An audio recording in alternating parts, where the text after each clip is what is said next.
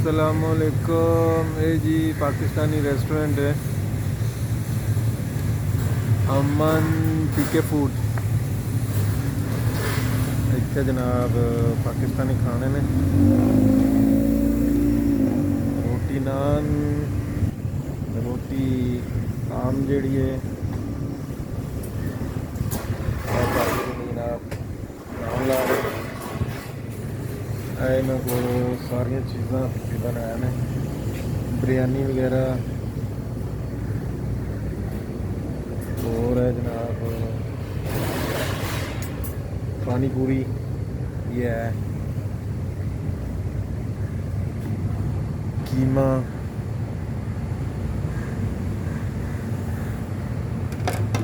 सब्जी है गोभी वगैरह की और है मसाले मसूले भी बेचते हैं।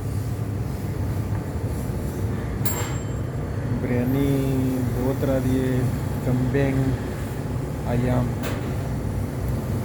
इन खीर वगैरह भी रखी है फ्रिज में बना के रखी ने खीर ते मिठाइयाँ वगैरह भी ने।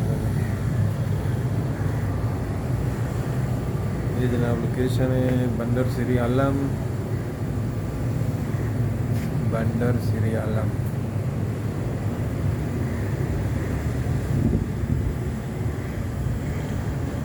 सवेरे 11 बजे खोल दो। हाँ जी सुबह 11 तो लेकर रात 12 बजे तक। सवेरे 11 तो लैके रात 12 बजे तक।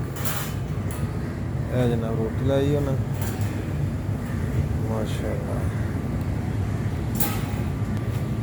जो पाकिस्तानी फूड इंटरस्टेड खाने में वो जनाब इत्थे आ सकता।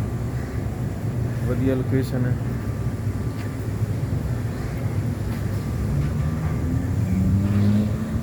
पार्किंग की सहूलत भी ईजी है।